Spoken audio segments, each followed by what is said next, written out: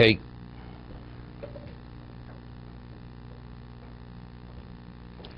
We left off Tev Zayin and Aleph, 16a.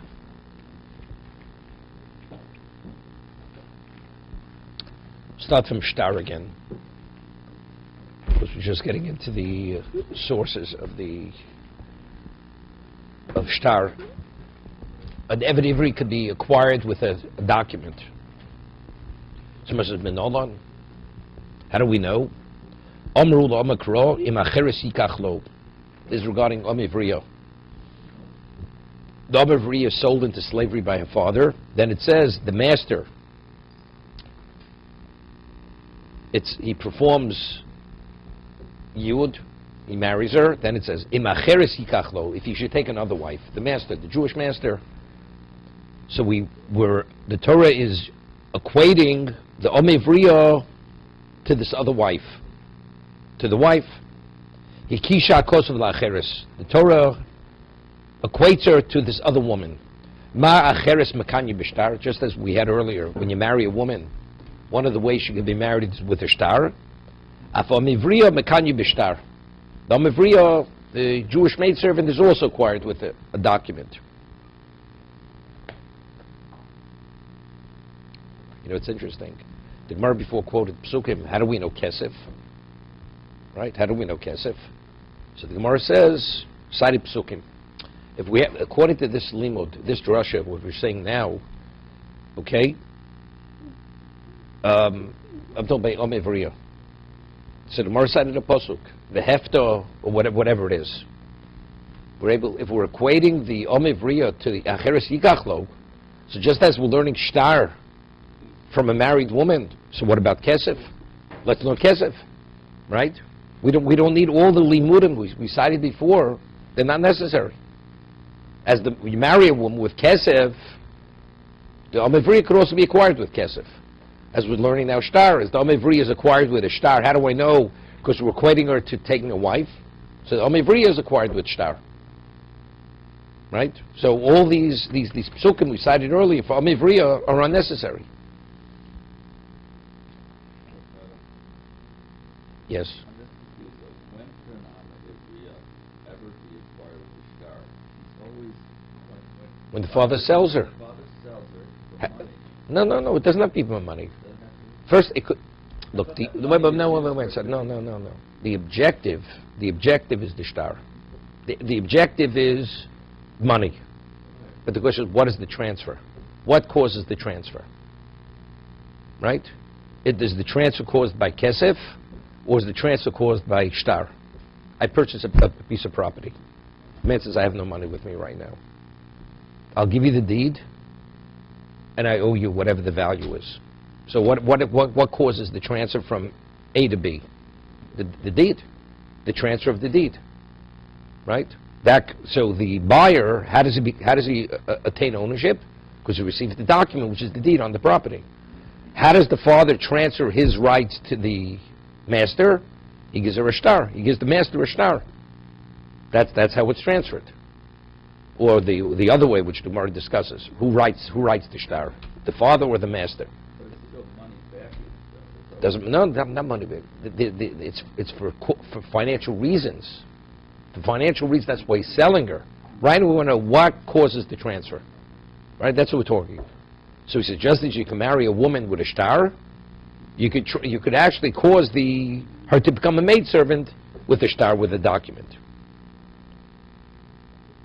So I'm saying, so once we're equating the two of them, the Omivriya to a wife, all these psukim, which we cited earlier, for kesef, for the acquisition of an Omivriya is not necessary. The hefta, she could redeem herself, right? We spoke about giroin kesef. We don't need it. So evidently, she was redeeming herself with money. She must have been sold with money, right? We don't need this because we're equating her to what? To the isha, to the woman. So it could be all the psuk before, because we get involved right now. It's going according to questions: who writes the shtar, right? Who writes the document? Which we're going to say. This juxtaposition only has value if you say that the master writes the shtar, right? That's what the Gemara is going to say in a moment. Because just as the husband writes the document to the wife, the one who's acquiring, Identically here also the master, but if the father's the one who writes the shtar, then we cannot learn one from another. That's what the Gemara is going to say in a moment, right? So according to that man, how do we know? Kesef by an omevri. Okay, so we need all the psukim which we cited before.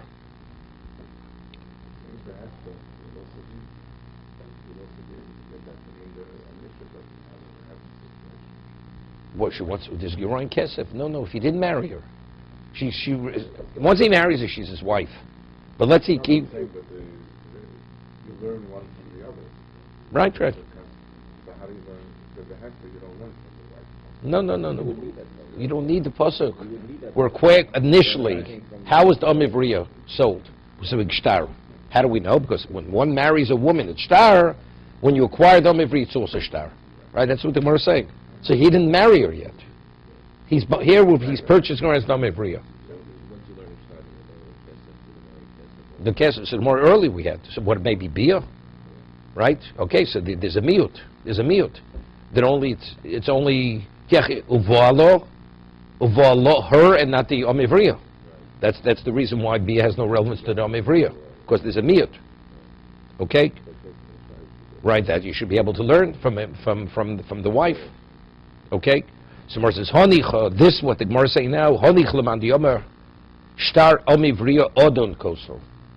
If you say the master writes the shtar, so the master is the equivalent of the husband, right? As the one who's acquiring. So just as when the husband takes the woman in marriage, he's the one who gives her the document.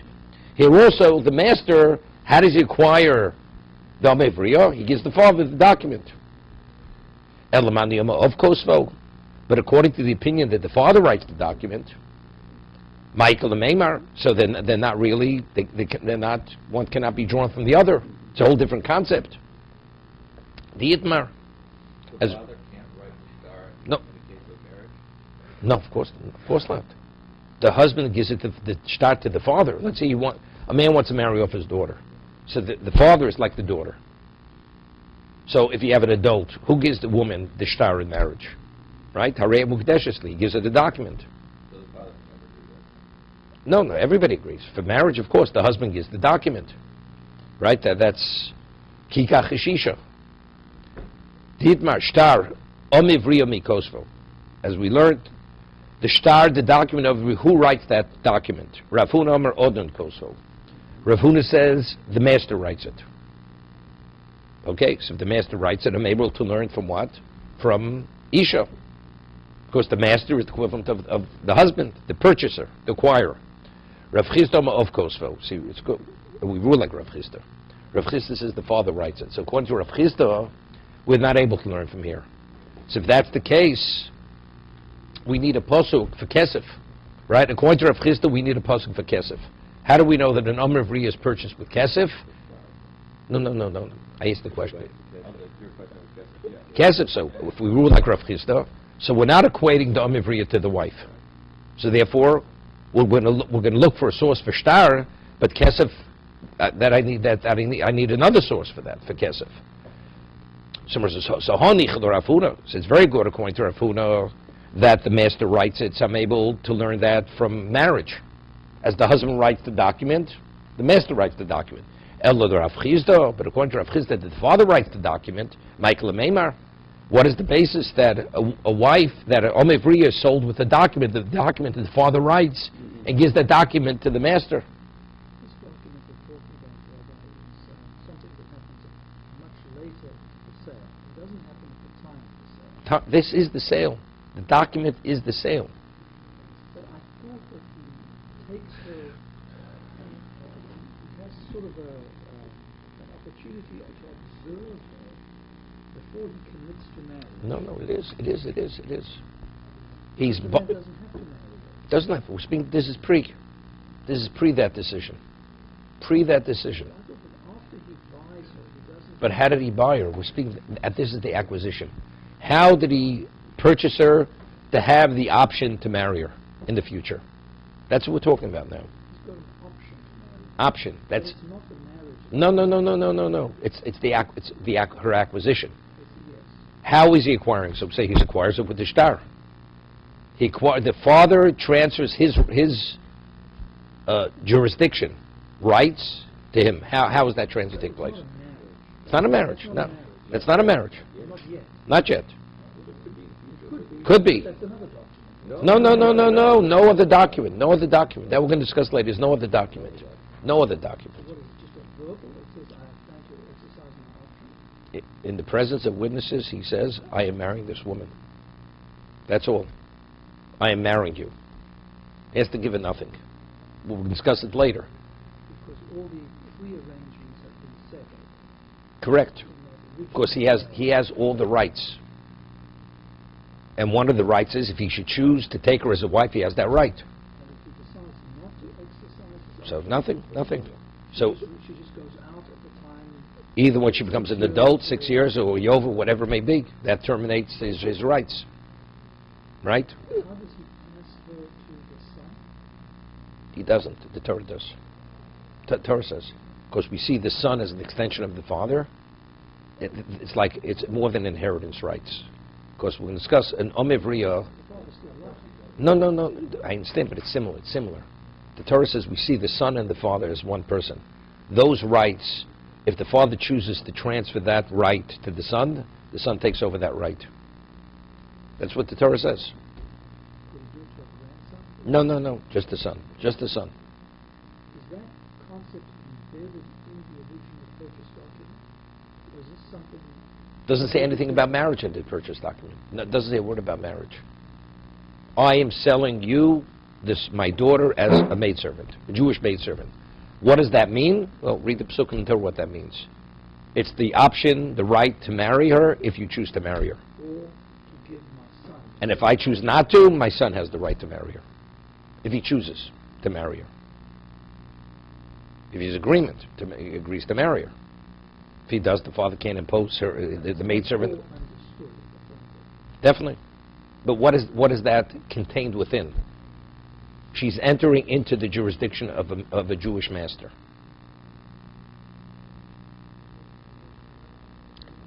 Does the son have the ability to say no? Of course. Father can't impose marriage on a son. A daughter is in the jurisdiction of a father. A son is not in the jurisdiction of a... Girl cannot say no. No. Exactly. She cannot. That's explicit in Torah. She's done with her choice at this point. She has no choice till she's an adult.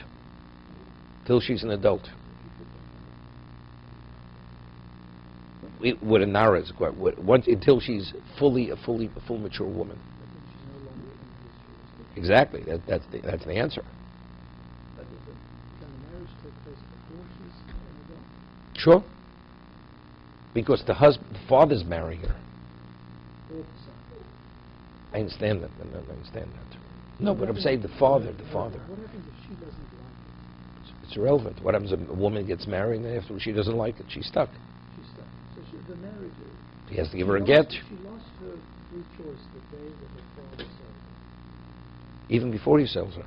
She has no choice. If the father wants to marry her off to anyone he chooses. Yes. I think that she has to give it up. No, that's v'aftal t'mocha. It's the proper thing to do.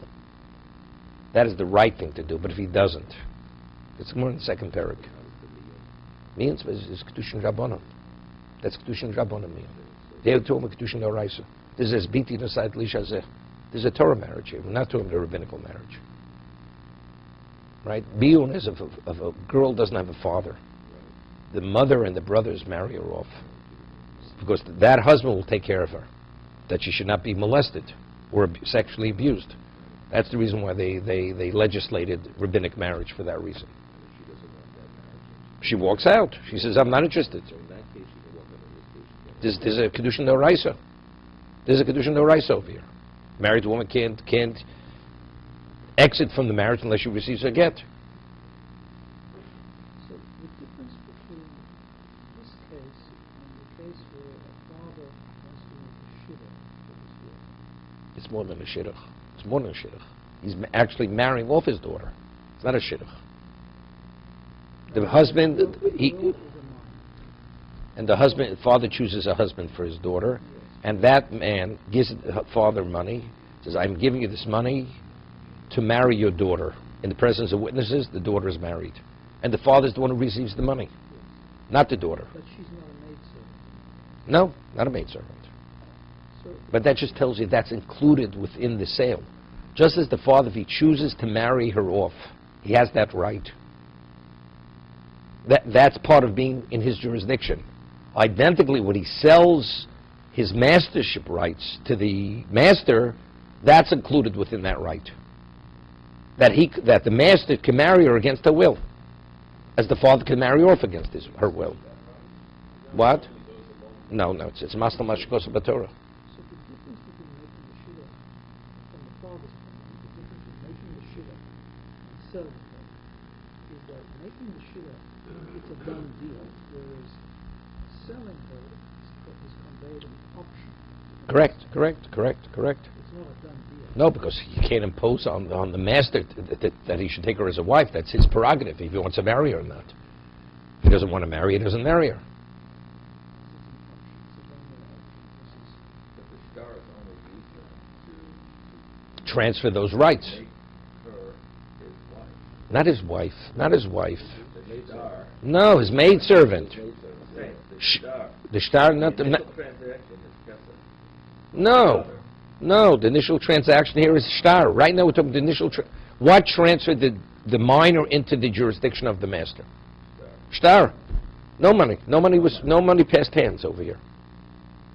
So then when he wants to marry her, Right? all he has to do is say, I am marrying you. That's all. In the presence of witnesses. But this document, I presume, specifies, although no money has changed, No. What about he wants to gift his daughter? He wants to gift his daughter to this man. as a maidservant. As a maidservant, he has a right to gift. As I could gift a piece of property. Right? The transfer is a deed, shtar. Here also.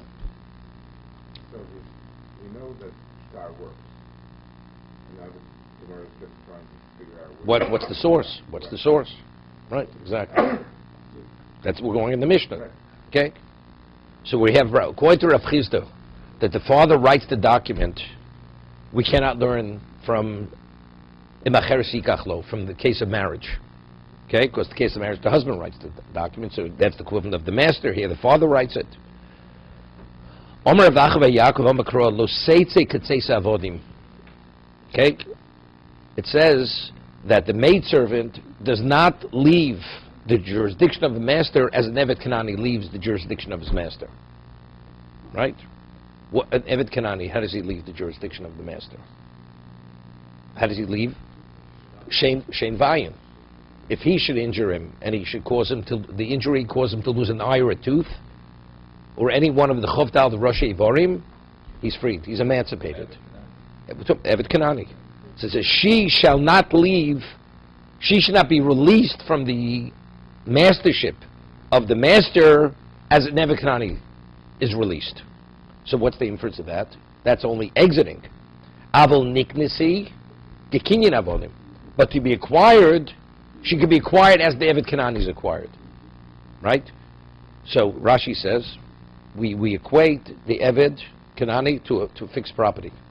So just as fixed property is nikne bishtar, you transfer property with a deed. So you transfer, even though normally a document cannot be used to transfer metaltlin. Something that's immovable, you cannot transact with a document, correct? It doesn't work. But because the status of an Evet Kanani has the same status as karka, as fixed property, so as you transfer property with a shtar, you could transfer an Evet Kanani with a shtar. So it says, so therefore, ketzeis, to be released, not, but to be acquired, she can, as the Evet Kanani. Avol niknasi kikinyan avodim, umayni, what is that kinyon? Shtar, the method of acquisition is shtar. Someone asks, ve'emo avol niknasi kikinyan avodim, umayni chazoko. Right? You're able to acquire an Evet Kanani as property, not only with shtar, with chazoka. Right? She's not, doesn't leave with, as the Evet Kanani, leave his jurisdiction, but she enters his jurisdiction. So an Evet Kanani enters jurisdiction with chazoka, so maybe an Omivriya is acquired with chazoka. The Gemara later says, how do you acquire an Evet Kanani? One of the ways, you tell, if a person has a slave, you say, take my clothing to the bathhouse, or carry me to the bathhouse. That's kinyan chazoka, because there you're demonstrating as a master treats a slave. So what a person would do to say to the Omivriya, take my clothing to the bathhouse. That would be chazaka, but yet it doesn't work. Why not? Let the inference be. In terms of exiting, she does not exit. She's not released from servitude in such a manner. But acquired, maybe she can. So how do we know what's going on shtar? Maybe it's going on chazaka. For some reason, the inference is it's one, not both.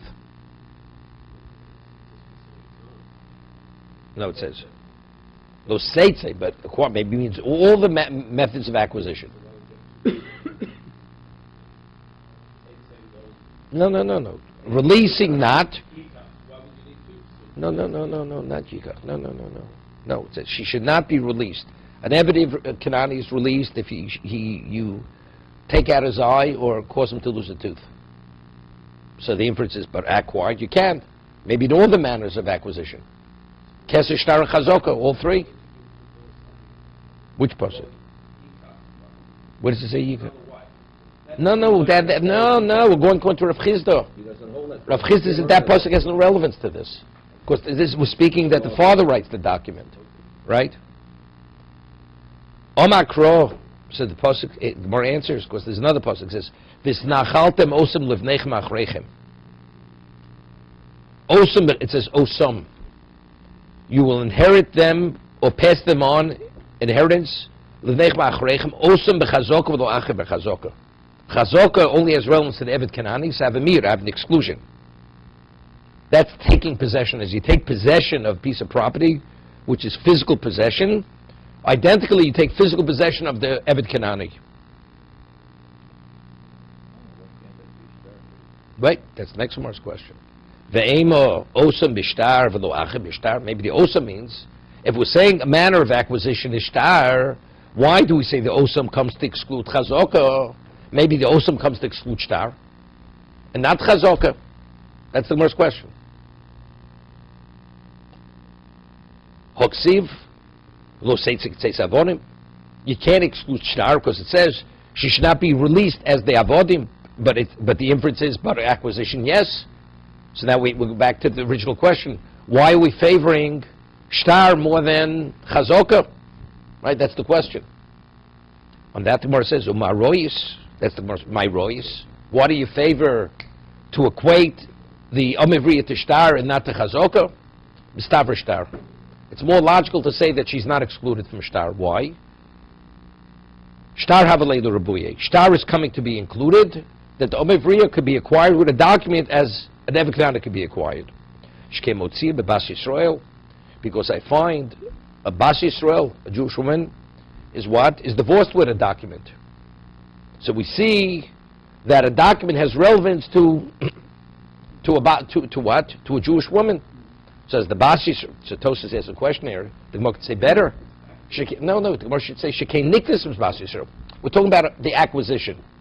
Acquisition means giving up your freedom, correct? Being acquired. So the Gemara shouldn't say because I find shtar in regard to divorce.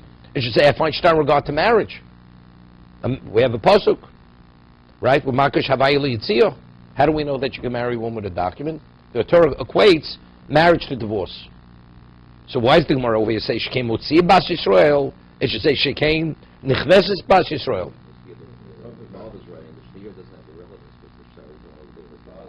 No.